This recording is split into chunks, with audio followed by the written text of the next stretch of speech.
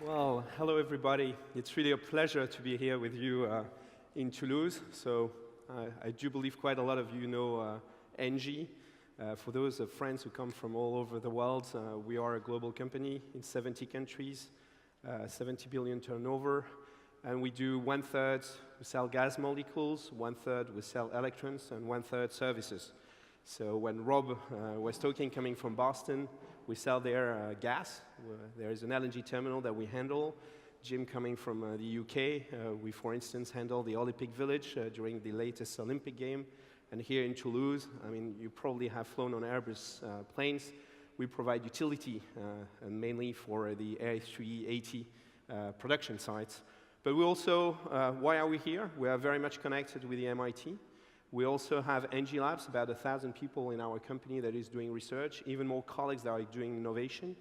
And so we are very much connected. We invest in different companies. We, last year, invested in Sigfox and the Internet of Things, which is something that is very present here in the region. So we do all kind of things, and today I'm very happy to be with you to tell you about hydrogen.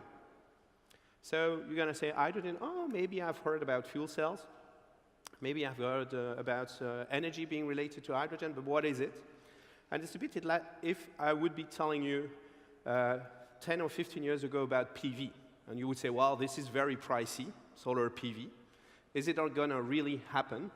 And now I'm telling you about hydrogen. Prices are going down. The technology is coming. And yes, it's going to be there sooner than we think. So what is hydrogen?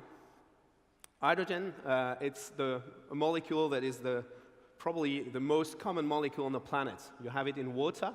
How do you produce it? You have reforming plants. You see, you take methane, CH4 in the middle, and vapor, and you put heat, and you get CO2 away, and then you get molecules of hydrogen. This is typically the business of a certain number of companies that are doing industrial hydrogen for industrials. And you see trailers, like the little trucks there, that are taking them around. You have another way, which is electrolyzers. So this is equipment that run on power, and you break molecules of water, as you can see, into oxygen and hydrogen, so no CO2. And you have also other ways to get it. You can get it actually in the underground. It's a bit advanced research. It's native on Earth. You get it also from losses from industry, so it's a molecule that can retrieve. And if you look up there on the right-hand side, the beauty of hydrogen, that it's the only gas that burns without producing CO2. You see? You produce the second line, you burn it with oxygen, and you just get vapor. Whereas when you burn methane or any other gas that is with a carbon, you get CO2.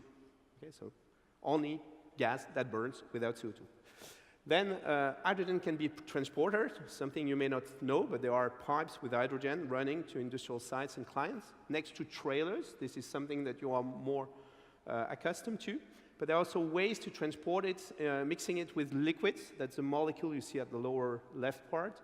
And there is research that is being done to liquefy it. I told you about liquefying natural gas, LNG, and our terminal, one of the terminals we have in Boston. Here it's a ship from Kawasaki that is liquefying hydrogen to transport it. You can store it in the underground. You can store it in this kind of tanks, but you can also store it in solid structures. And many people are saying about, is hydrogen really dangerous? Actually, yes, it's a molecule that burns, so like anything that burns, you need to handle it with care. So it's a smaller molecule, but you can manage the molecule in steel pipes. And many people say, well, if you have it in a car, is it dangerous or not? So that's what I want to show you. What is the difference of a car with hydrogen in it burning versus a car with gasoline? Okay, because we don't know unless we see the picture. So you have pictures, 0 minutes, 3 seconds, and after 1 minute or 2 minutes, up, down. The flame of hydrogen is very hot, 2,000 degrees, okay, close to 2,000. But it is non-radiant. So it's like, you have this flame, but it doesn't radiate. So the car remains intact.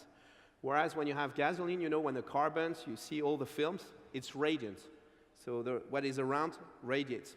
And guess what? In France, what I'm telling you about this, you have firemen running cars, trucks, running on hydrogen and fuel cells. Firemen. Okay? Just to give you an idea of, yes, it burns, but it can be managed, and risk can be managed. And we are so accustomed in being in cars with liquid gasoline behind, that we don't consider that it's safe.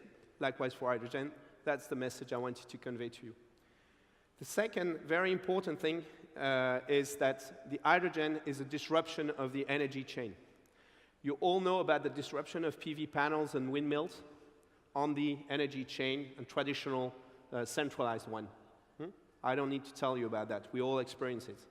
Now, I've told you that hydrogen is being produced in reforming plants with vapor or natural gas and brought with trailers. Now, if you have electrolyzers that are using the electricity that is being produced at local level, you basically also decentralize this chain of hydrogen. So you can produce and store this hydrogen locally.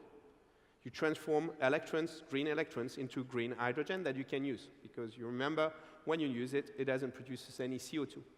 So you end up being at the center of a new ecosystem with green energy cycle, where you have sun energy, PV panels, okay, and windmills, bringing you, with power, a capacity to break water into oxygen and hydrogen. The hydrogen, you can store it, and you can walk backwards using another equipment, which is just the reverse of an electrolyzer, which is called a fuel cell. And you have all heard about it, but I realize that not everybody knows exactly what it does and how it works. It's just the reverse of the electrolyzer. And you get back power, water, vapor, and heat. And you can also do something which is really interesting, is you can do chemistry and CO2 that you would have. You put hydrogen onto it, and you recreate a gas that is a green gas, because the hydrogen is green, that you can put in pipes. So what are the uses in front?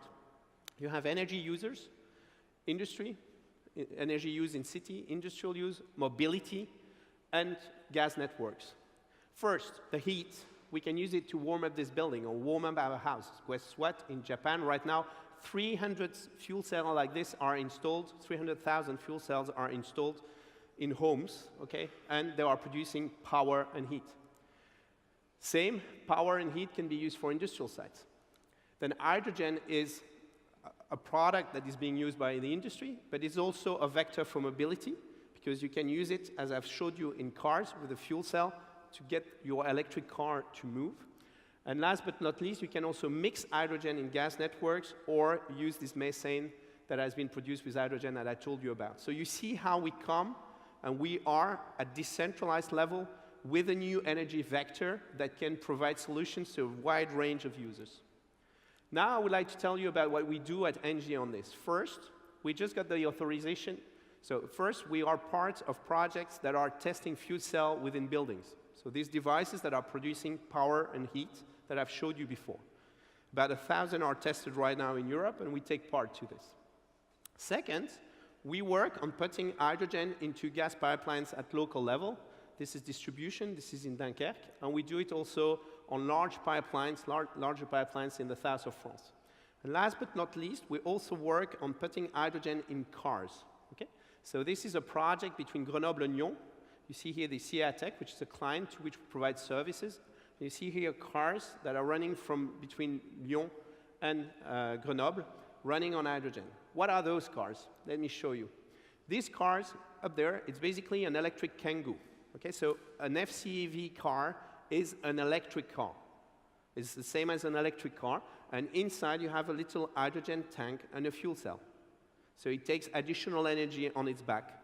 And this hydrogen is being transformed into electricity when the car needs it to go further. So you increase your range from 200 kilometers if you don't have a range extender and a hydrogen tank into 600 to 700. So it's very good for postal services or any other thing that you need to do. You have another form of car below. We just co-invested with Michelin in this company, which is called Symbio Fuel Cell. That gives you an idea of what large utility companies doing, like us, in the field of new technology and new gases. There are many other things we do, like also biogas, but I really wanted to touch upon hydrogen because this is a new energy vector and it touches so many of the different aspects of our daily lives. Thank you so much.